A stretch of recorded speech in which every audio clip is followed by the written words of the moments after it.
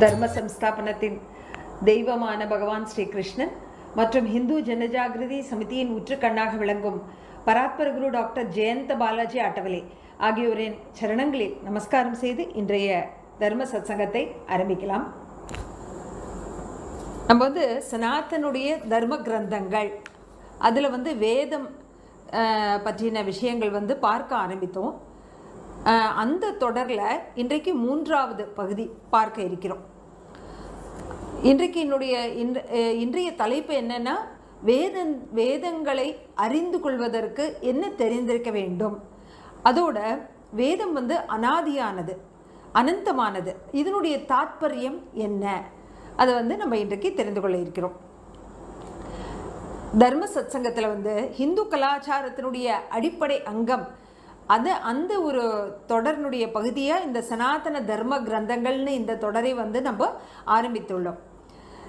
இந்த தர்ம கிரந்தங்களை பற்றின ஒரு அசாதாரண மகத்துவம், அதோட புத்திஜீவிகள் இது பற்றின ஒரு தவறான கருத்துக்களை துர்பிரச்சாரம் செய்யக்கூடிய விஷயங்கள், அது பற்றின உண்மைகள், இவையெல்லாம் நம்ம தெரிந்து கொள்ள வேண்டும் என்பதற்காக இந்த தொடரை நம்ம ஆரம்பித்திருக்கிறோம்.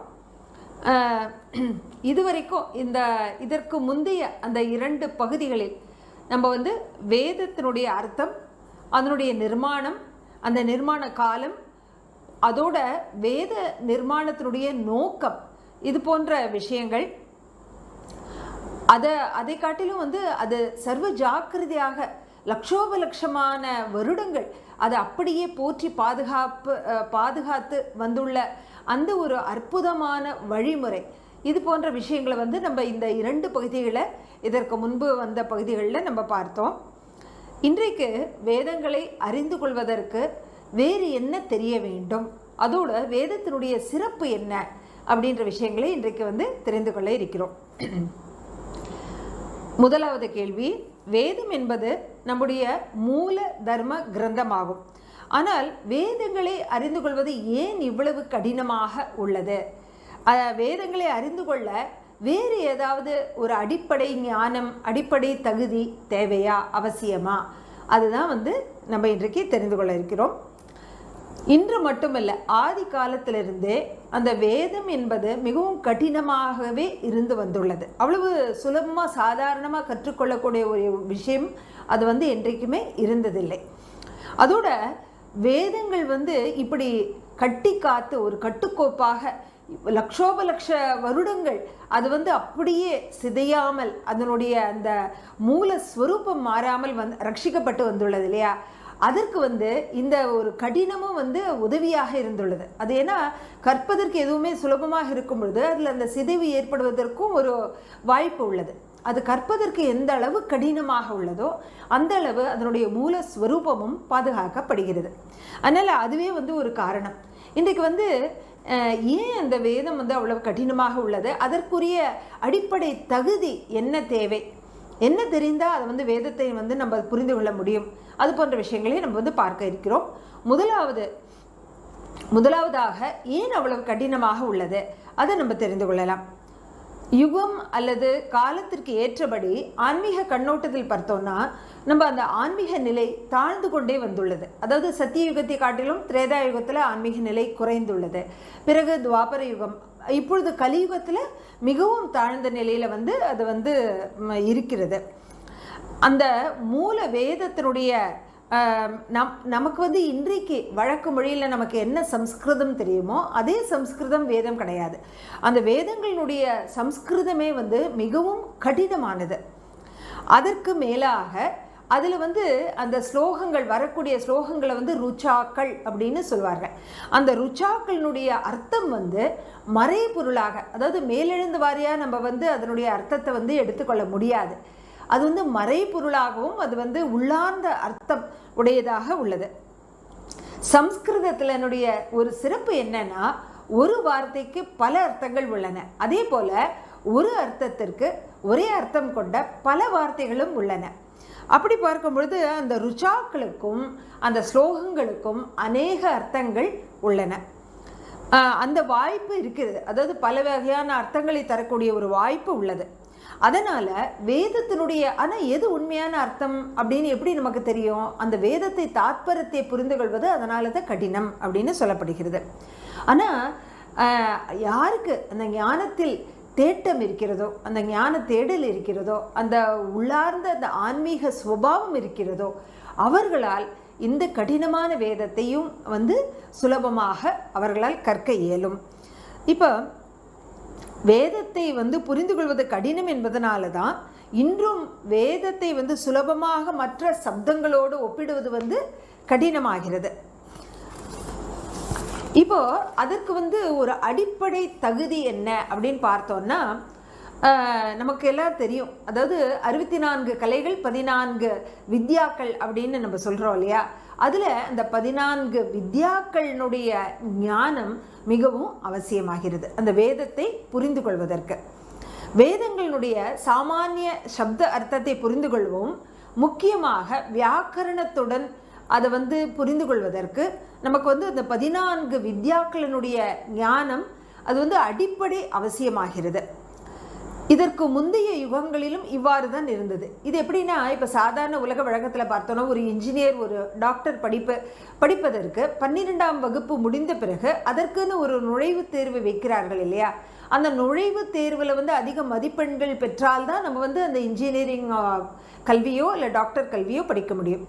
அதே போல் இந்த வேதங்களை கற்று தேறுவதற்கு அதனுடைய அந்த உள்ளார்ந்த அர்த்தத்தை புரிந்து கொள்வதற்கு அந்த 14 வித்யாக்களினுடைய ஞானம் மிக மிக அவசியமாகிறது. இந்த 14 வித்யாக்களின் ஞானத்தின் மூலமாக அந்த வேதத்தினுடைய அர்த்தத்தை நம்மால் புரிந்து கொள்ள முடியும். அதனால் புராதன குருகுலங்களில் பார்த்தோன்னா முதல்ல அவர்கள் கற்றுத்தருவதே இந்த 14 வித்யாக்கள் தான். அது முதலில் கற்றுத்தரப்பட்டன. அதற்கு பிறகே வேத பயிற்சி அளிக்கப்பட்டது. இப்போ இந்த 14 வித்யாக்களோட கூட இன்னொரு முக்கியமான ஞானம் அவசியம். அது என்ன அப்படின்னா வியாக்கரணம், அதாவது இலக்கணம். வியாக்கரணத்தினுடைய ஞானம் மிக மிக அவசியமாகிறது. வேதங்களுடைய அர்த்தத்தை புரிந்து கொள்வதற்கும் வியாக்கரணத்தில் வித்வானாக இருப்பது அவசியம் அப்படின்றது தெரிகிறது. வியாக்கரண பயிற்சி இல்லாமல் வேதத்தை புரிந்து கொள்ள முடியாது. இப்போ வியாக்கரணம் என்பது என்ன? வார்த்தைகளை அதனுடைய இடத்தில் சரியாக உட்கார வைப்பது. அதுதான் வியாக்கரணத்துடைய அந்த காரியமாகிறது. இப்போ வித்தியார்த்திகளுக்கு சம்ஸ்கிருதம் கற்றுத்தருவதற்கு முன்பு அவர்களுக்கு மிக முக்கியமாக அவர்கள் பயிற்சி எடுத்துக்கொள்ள வேண்டியது என்ன அப்படின்னா அஷ்டாத்தியாயி. அது கற்றுத்தரப்படுகிறது. இந்த அஷ்டாத்தியாயினா என்ன அப்படின்னா, அந்த சம்ஸ்கிருதத்தில் வியாக்கரண கிரந்தமான அந்த அதில் மிக முக்கிய கிரந்தம் பாணினி எழுதினது தான் இந்த அஷ்டாத்தியாயி. அது வியாக்கரண நியமங்களை கொண்டது. அதை முதல்ல அந்த வித்தியார்த்தி அந்த கிரந்தத்தை நன்றாக கற்க வேண்டும். வேதங்களினுடைய அந்த அவர் சம்ஸ்கிருத மொழியின் இலக்கண நியமங்களின் கிரந்தமாக இந்த அஷ்டாத்தியாயியை பாணினி இயற்றியுள்ளார். இப்போ வேதங்களின் ரக்ஷணத்திற்காக இந்த வியாக்கரண பயிற்சி மிக மிக அவசியமாகிறது. அப்பொழுதுதான் அதனுடைய அந்த மூல ஸ்வரூபம் அப்படியே ரட்சிக்கப்படுகிறது. இப்போ சம்ஸ்கிருத வியாக்கரண சூத்திரங்களுடைய ஞானம் யாரிடம் உள்ளதோ அவர்களுக்கே வேதத்தினுடைய யதார்த்த ஞானம் புரிய வரும். இப்போ வியாக்கரணத்தை கற்பதனால சப்தங்களினுடைய அர்த்தத்தினுடைய சரியான ஞானம் அவர்களுக்கு தெரிய வருகிறது. சப்தங்களினுடைய உற்பத்தி நிர்மாணம் அந்த ஞானமும் அவர்களுக்கு கிடைக்கிறது. அதோட அந்த ஸ்வரங்களின் உச்சாரணம் அது சரியானபடி எப்படி செய்வது, அதாவது ஸ்வரபேதம் இருக்கு இல்லையா? மேல் ஸ்தாயி, மத்தியம ஸ்தாயி, கீழ்ஸ்தாயி, இது போன்ற அந்த ஸ்வரங்கள் எந்த ஸ்வரங்களில் அந்த வேதத்தை உச்சரிக்க வேண்டும் அந்த சந்தேகமும் அவர்கள் மனதில் எழுவதில்லை. இந்த வியாக்கரணத்தை கற்பதன் மூலமாக தவறில்லாத ஒரு சப்த பிரயோகம் மூலமாகத்தான் அது அதற்குரிய பலனை தரும். அதோடு கூட அந்த உச்சாரணத்தில் ஏதான தவறு இருந்ததுன்னா அதனால் பாதிப்பு ஏதான தீய பலன் ஏற்படுவதற்கும் வாய்ப்பு உள்ளது. அதனால் பல வம்சாவளியினர், அதாவது தலைமுறையாக இந்த வேத பாராயணத்தை அதனுடைய அந்த ஸ்வரங்களோட, ஸ்வர சுத்தத்தோடு, துவனி சுத்தத்தோடு, வியாக்கரண சுத்தத்தோடு, இந்த 14 வித்யாக்கள் ஞானத்தோடு அவர்கள் அதை பயின்று வந்ததுனால, அதை உச்சாரணம் செய்து வந்ததுனால தான் இவ்வளவு வருடங்களாயும் அது அதே மூலஸ்வரூபம் மாறாமல் அது ரட்சிக்கப்பட்டு வந்துள்ளது. அதனால் வேத மந்திரத்தின் ஒவ்வொரு அக்ஷரமும் யோக்கியமான ஸ்வரத்தில் மற்றும் பாரம்பரிய துவனியில் போற்றி பாதுகாக்கப்பட்டால்தான் அந்த வேதங்கள் ரட்சிக்கப்படும் அப்படின்றது இதிலிருந்து தெளிவாகிறது. அதனால் வேத ரட்சணம் செய்ய வேண்டும்னா அது யாரால் செய்ய முடியும்? ஆன்மீக பயிற்சி, சாதனா பலம் இருக்கக்கூடியவர்களால் மட்டுமே அந்த வேத ரட்சணத்தை செய்ய முடியும். இந்த கருத்தை குருதேவ் டாக்டர் காட்டே சுவாமிஜி என்ற மகான் நமக்கு தெரிவித்துள்ளார். அடுத்து 4வது ஒரு விஷயம் வேதம் சம்பந்தமாக பார்த்தோம்னா, மந்திரங்களில் பல அர்த்தங்கள் உள்ளன. அதை எப்படி நம்ம புரிந்து கொள்ளணும்? எந்த அர்த்தம் எந்த அர்த்தத்தில் அந்த மந்திரம் கூறப்பட்டுள்ளது, அதை எப்படி நம்ம முடிவு பண்ணுவது, அதற்கு என்ன தேவை, அதுவும் நம்ம அவசியம் பார்க்கணும். இப்போ வேதம்னா அது நிகம, அதுவே அந்த தந்திர சாஸ்திரத்தை ஆகம அப்படின்னு கூறப்படுகிறது. அந்த ஆகமங்களும் வேதத்தினுடைய ஒரு அங்கம்தான். அப்படி பார்த்தோம்னா வேத மந்திரங்கள் அந்த ஆகமப்படி, யஜ்ஞப்படி, வியாக்கரணப்படி பல்வேறு அர்த்தங்களை தரக்கூடியது. அதாவது ஒரே வேத மந்திரம் இருந்தால் கூட அது ஆகமப்படி ஒரு அர்த்தம், யஜ்ஞப்படி ஒரு அர்த்தம், வியாக்கரணப்படி மற்றொரு அர்த்தம், அந்த மாதிரி தரக்கூடிய ஒரு விஷயம் அதில் சிறப்பு அதில் உள்ளது.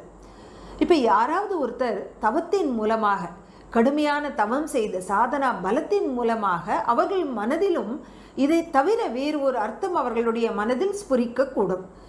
3வதாக பார்த்தோம்னா, இதனால் யார் வேதங்களினுடைய மீமாம்சை, வியாக்கரணம் போன்ற 14 வித்யாக்களை அத்தியனம் செய்கின்றனரோ அவர்களுக்கே மந்திரங்களுடைய அர்த்தம் சரியானபடி விளங்கும் அப்படின்றது தெரிய வருகிறது.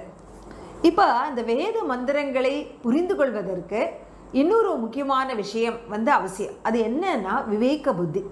அது எது சரியானது, எது தவறானது, எந்த இடத்தில் எந்த அர்த்தம் சரியாக பொருத்தமாக உள்ளது அப்படின்ற அந்த விவேக புத்தியோட அதை நிர்ணயம் செய்யக்கூடிய திறன் இருந்தால் தான் அந்த வேத மந்திரத்தினுடைய உச்சாரணம், அதனுடைய அர்த்தம் மாறாமல் அதை சொல்ல முடியும்.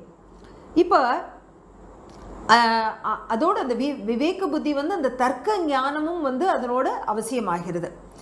இதை புரிந்து கொள்வதற்கு நம்ம ஒரு உதாரணம் எடுத்துக்கொண்டால் இதை சுலபமாக புரிந்து கொள்ள முடியும்.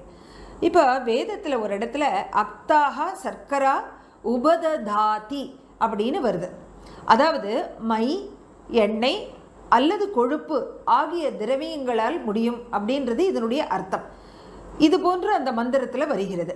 இங்கு ஒரு கேள்வி எழுகிறது. அதில் மை அப்படின்னு சொல்லப்படுகிறது. அந்த மை நெய்யால் செய்யப்பட்டதா, எண்ணெயால் செய்யப்பட்டதா அப்படின்னு ஒரு கேள்வி எழுகிறது. அப்போ அதற்கு மேற்கொண்டு அந்த மந்திரத்தை பார்த்தா அதில் தேஜோவை கிருதம் அப்படின்னு வருகிறது. அப்படின்னா என்ன அர்த்தம்? நெய் என்ற தேஜ தத்துவம் அப்படின்னு அதனுடைய அர்த்தம்.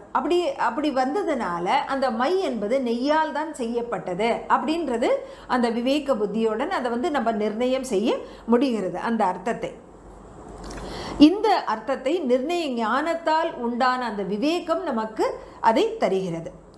இப்போ இன்னொரு உதாரணமும் நம்ம பார்க்கலாம். இப்போ 16 சம்ஸ்காரங்களில் பார்த்தோன்னா ஒரு சம்ஸ்காரத்தினுடைய பெயர் கோதானம். இப்போ மேலோட்டமாக பார்த்தோன்னா அந்த கோதானம் அப்படின்றதுக்கு என்ன அர்த்தம்? பசுக்களை தானம் செய்வது அப்படின்னு அர்த்தம். ஆனால் இந்த இடத்துல இது அர்த்தம் கிடையாது. இதனுடைய உண்மையான இன்னொரு பெயர் என்னன்னா கேசாந்த விதி அப்படின்னு அதனுடைய பெயர். அந்த கோதானத்திற்கு கேசாந்த விதி அப்படின்ற பெயரும் உள்ளது.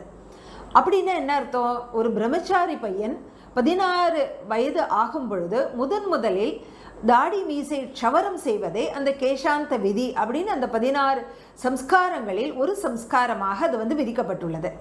அதுதான் கோதானம் என வழங்கப்படுகிறது. அதனால் அந்த மேலோட்ட அர்த்தத்தை நம்ம பார்த்து அதை தவறான அர்த்தத்தை நம்ம எடுத்துக்கொள்ளக்கூடும். அதனால் அதனுடைய உள்ளார்ந்த தத்துவம் என்ன, அதனுடைய அர்த்தம் என்ன அந்த இடத்துல அப்படின்றது தெரிந்து கொள்வது அவசியமாகிறது.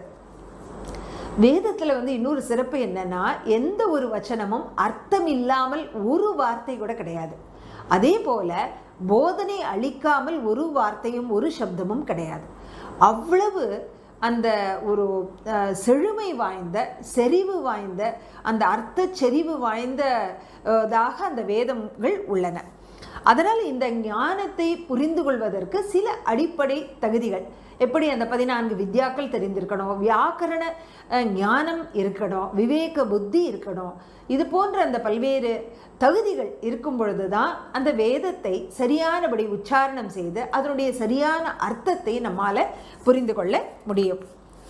அதனால் இது போன்ற அந்த 14 வித்யாக்கள், இந்த மேற்கூறப்பட்ட விஷயங்களை வந்து தெரிந்து கொள்வது முதலில் அவசியமாகிறது.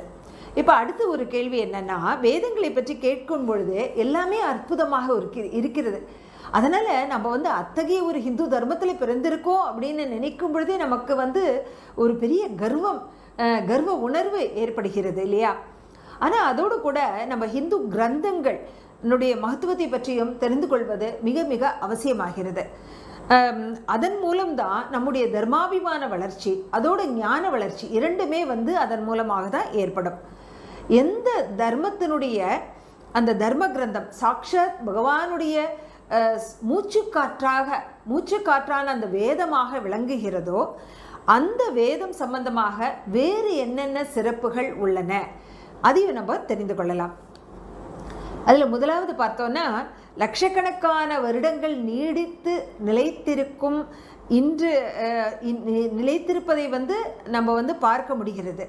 ஆனால் இதோட வந்து ஒப்பிடும் பொழுது ஏதோ ஒரு சின்ன சம்பவம் நடக்கிறது, அது வந்து பல செய்திகள், பத்திரிகைகள், மீடியாக்கள் பல்வேறு விதங்களில் வந்து அதை வந்து வெளிப்படுத்துகின்றன. அதில் வந்து எவ்வளவு பேதங்கள் உள்ளது. அதே போல் ஒரு நோபல் பரிசு பெற்ற ஒரு எழுத்தாளர், அவருடைய அந்த எழுத்துக்கள் சில காலம்தான் இருக்குது, அதற்கப்புறம் அதுவும் வந்து மறைந்து போகிறது. இப்போ ஆனால் வேதம் வந்து எப்படின்னா, இதோடு ஒப்பிடும் பொழுது லட்சக்கணக்கான வருடங்கள் வந்து தொடர்ந்து எந்த சிதைவும் இல்லாமல் அதனுடைய மூல ஸ்வரூபத்தோடு அது வந்து ரட்சிக்கப்பட்டு போற்றப்பட்டு பாதுகாக்கப்பட்டு வந்துள்ளது. அது வந்து எவ்வளவு பெரிய ஒரு அற்புதமான விஷயம் அப்படின்றது நம்ம வந்து அதற்கு அதிக கவனம் வந்து செலுத்த வேண்டும். அப்போ அதில் என்ன ரகசியம் அப்படி இருக்குது அப்படின்னு பார்த்தோன்னா, வேதம் வந்து பரபிரம்மத்துடன் சம்பந்தப்பட்டது. இப்போ பரபிரம்மம் வந்து அனாதியானது, அனந்தமானது, அதாவது அதற்கு வந்து ஆதி அந்தம் இல்லாமல், அதாவது ஆரம்பம் முடிவு இல்லாமல் அந்த பரபிரம்மம் இருக்கிறது. அப்போ பரபிரம்மத்தோடு சம்பந்தப்பட்ட அந்த வேதமும் ஆதி அந்தம் இல்லாமல் அனந்தமாக அனாதியாக அதுவும் உள்ளது. இப்போ பரபிரம்மத்தினுடைய ஒரு இலக்கணம் என்ன, ஒரு லட்சணம் என்ன அப்படின்னா, சத் சித் ஆனந்த ஸ்வரூபம். அப்போ அந்த வேதமும் சச்சித் ஆனந்த ஸ்வரூபமாக அத்தகைய ஒரு உணர்வை வந்து நமக்கு தருகிறது. ஏன்னா பரபிரம்மத்திலிருந்து நமக்கு சைத்தன்யம், ஆனந்தம், சாட்சாத்காரம் ஆகிய அனுபவங்கள் நமக்கு கிடைக்கின்றன. அந்த வேத பாராயணம் பண்ணும் பொழுது அதே மாதிரியான அந்த அனுபவங்கள் நமக்கு வந்து கிடைக்கின்றன. அதிலிருந்தே வந்து அந்த வேதம் எத்தகைய ஒரு சிறப்பு வாய்ந்தது. பரபிரம்மத்திற்கும் அதற்கும் எந்த ஒரு வித்தியாசமும் இல்லை. பரபிரம்மத்தினுடைய மூச்சு காற்றாக விளங்குவது வேதம், அதனால அதற்கு அவ்வளவு சிறப்பு அப்படின்றது தெரிய வருகிறது. இதில் வந்து இன்னொரு விஷயம் என்னன்னா, சிருஷ்டியினுடைய முடிவுக்கு பின்னர் புது சிருஷ்டி ஆரம்பமாவதற்கு முன்பு அவை வந்து சூக்ஷ்மமாக வெளிப்படாத ரூபத்தில் ஜீவித்திருக்கிறது இந்த வேதங்கள் அப்படின்னு சொல்வார்கள். வேதமே உலகத்தினுடைய முதல் உரையாடல் அப்படின்னு கூறப்படுகிறது. அதாவது அதனுடைய அந்த கிரந்த ரூபத்தை அழித்து விட்டாலும் அதனுடைய அந்த ஞானத்தை அழிக்க முடியாது. அது என்றைக்குமே, ஏன்னா பிறப்பு இருந்தால் தானே இறப்பு இருக்கிறதுக்கு. பிறப்பே இல்லாத போது ஆதி அந்தம் இல்லாததுனால அது அனாதியாக அனந்தமாக அது இருக்கிறது. அது அதனால் அழிவற்றது, நித்தியமானது. அதாவது இன்னொரு இதில் சிறப்பு என்னன்னா, பிரளயம், மகா பிரளயம் இது போன்ற சமயங்களையும் அது வந்து ஒடுங்கும் பொழுது மறுபடியும் வந்து அது வெளிக்கிளம்புகிறது, அந்த மறுபடியும் அந்த சிருஷ்டி ஆரம்பிக்கும் பொழுது. இப்போ இது சம்பந்தமாக இந்து ஜனஜாகிருதி சமிதியினுடைய ஊற்றுக்கண்ணாக விளங்கக்கூடிய பராத்பர குரு டாக்டர் ஜெயந்த் பாலாஜி அட்டவலே அவருடைய கருத்தையும் இதில் பார்க்கலாம். அவர் வந்து என்ன சொல்கிறார் அப்படின்னா, ஒவ்வொரு 4 யுகங்கள் முடியும் பொழுதும் அந்த வேதமும் அதோடு மறைகிறது. ஆனால் மீண்டும் அந்த அடுத்த 4 யுகங்கள் ஆரம்பிக்கும் பொழுது மீண்டும் சப்த ரிஷிகள் வேதங்களை வெளிக்கொண்டு வருகின்றனர். வேதம் முதல் புராணங்கள் வரை எல்லா கிரந்தங்களுமே யுகாந்தரமாக மீண்டும் மீண்டும் எழுதப்படுகின்றன. அதனால தான் அவை அனாதியானவை அப்படின்னு அவருடைய கருத்து. ஆதி சங்கராச்சாரியார் கூறுகிறார், சர்வஜ்ஞ கல்பஸ்ய யோனிகி காரணம் பிரம்மா. இதனுடைய அர்த்தம் என்னன்னா, ஒவ்வொரு கல்ப முடிவிலும் பிரம்மா மூலமாக ஞானம் இந்த வேத ஞானம் அடுத்த கல்பத்திற்கு எடுத்து செல்லப்படுகிறது. இப்போ வேதத்தினுடைய இன்னொரு முக்கியமான விஷயம் என்னன்னா, இப்போ மற்ற கிரந்தங்கள் அதற்கெல்லாம் அது சத்தியமானது தான், உண்மையானது தான் அப்படின்றதுக்கு பிரமாணத்துக்கு நிரூபணத்திற்கு மற்ற கிரந்தங்களை அது ஆதாரமாக அடிப்படையாக அது கொண்டுள்ளது. ஆனால் வேதமோ ஸ்வயம் பிரமாணம் ஆகும். அதாவது அதற்கு வேறு எந்த வெளியில் இருக்கக்கூடிய ஒரு மற்ற கிரந்தங்களுடைய பிரமாணமோ நிரூபணமோ ஆதாரமோ அதற்கு தேவையில்லை. வேதம் ஸ்வயம்புவானது, அதாவது தான் தோன்றியாக உருவானது. அதனால் அதற்கு ஆதாரமோ வேறு பிரமாணமோ தேவை இருப்பதில்லை. அது ஸ்வயம் பிரமாணம் அப்படின்னு அதை கூறப்படுகிறது. பூர்வ மற்றும் உத்தர மீமாம்சையில் இது பற்றின ஒரு சர்ச்சா இது பற்றின விளக்கங்கள் அதில் வருகின்றன. சனாதன ஹிந்து தர்மத்தில் பல தர்ம கிரந்தங்கள் உள்ளன, நமக்கு எல்லாருக்குமே தெரியும். ஆனால் அது எதுவுமே வேதத்திற்கு விரோதமானவை இல்லை. மாறாக வேதத்தை போற்றி புகழ்கின்றன அனைத்து தர்ம கிரந்தங்களும்.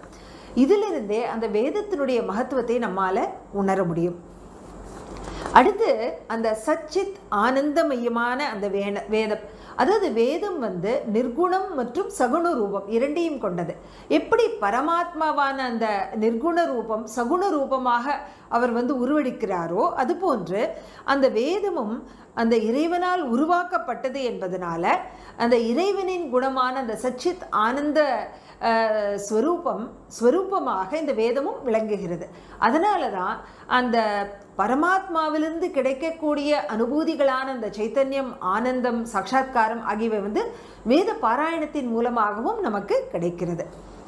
அடுத்து 4வது ஒரு சிறப்பு என்ன அப்படின்னா, எப்படி நம் பார்வைக்கு அந்த சம்பூர்ண சமுத்திரத்தை நம்மால் பார்க்க முடியுமா, சம்பூர்ண ஆகாயத்தை பார்க்க முடியுமா அப்படின்னா முடியாது.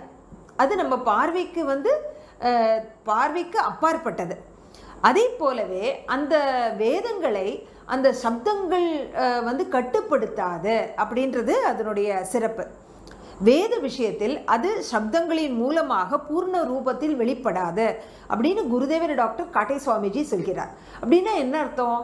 அந்த சப்தங்கள் மட்டுமல்ல, அதன் பிறகு அதில் அந்த சப்தங்கள் எந்த ஸ்வரங்களில் உச்சரிக்க வேண்டும், எந்த துவனியில் உச்சரிக்க வேண்டும், அதோடு அதனுடைய கிரமபாடம் எப்படி அதை முன்னும் பின்னுமாக எப்படி கோர்த்து சொல்ல வேண்டும், இது போன்ற பல விஷயங்கள், அதில் வியாக்கரண சுத்தி, இது போன்ற இந்த விஷயங்கள் எல்லாம் உள்ளடங்கியது தான். அதனால் அது சப்தங்களினால் மட்டும் கட்டுப்படாதது அப்படின்றது தெரிய வருகிறது.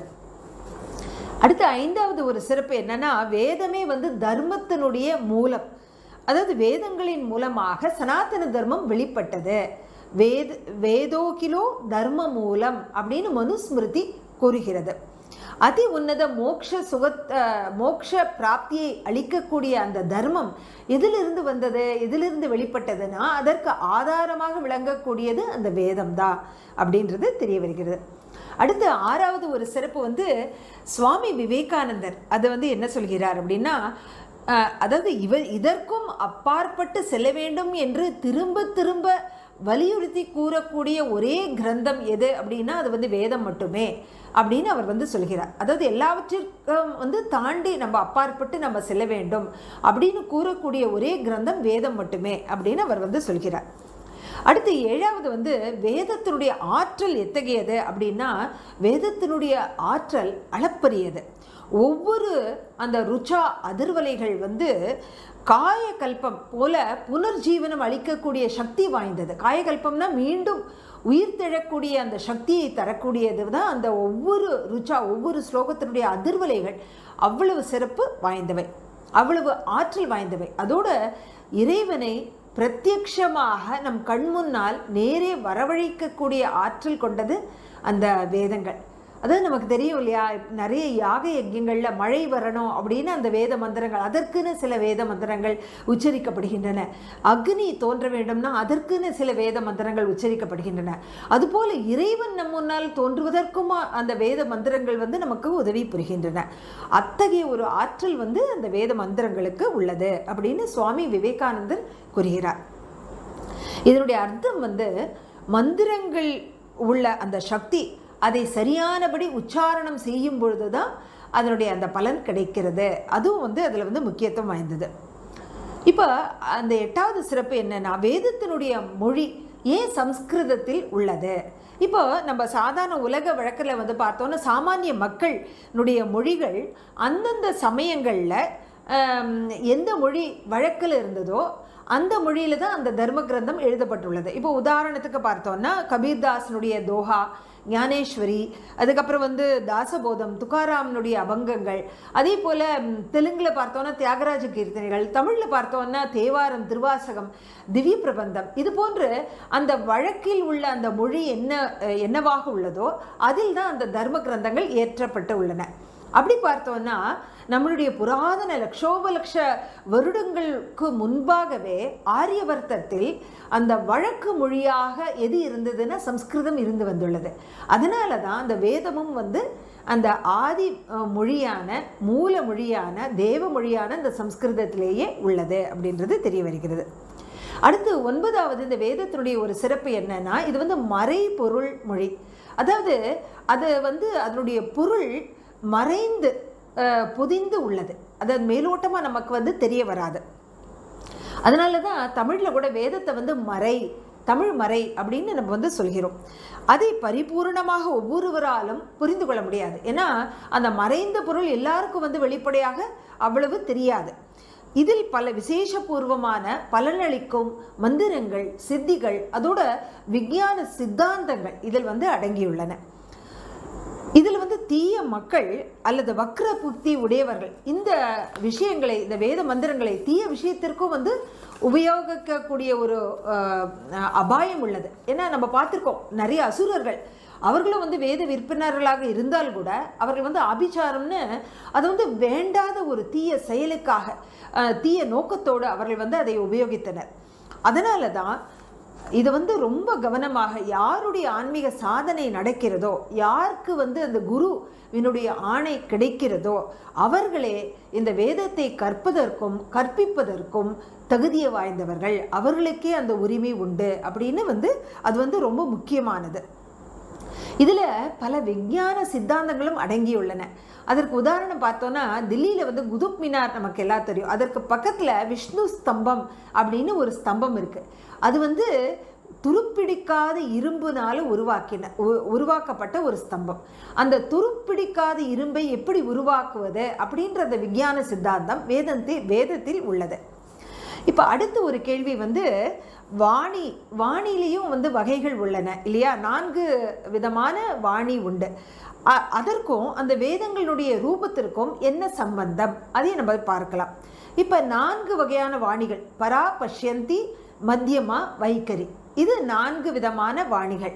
அதில் பார்த்தோன்னா வேதத்தை ஆகாயத்திலிருந்து உருவான பராவாணி அப்படின்னு சொல்வார்கள். அப்படின்னா என்ன அர்த்தம்? வேதத்தினுடைய சூக்ஷ்மாதி சூக்ஷ்ம மூல ஸ்வரூபமே, அதாவது ஞானமே பராவாணியாகும்.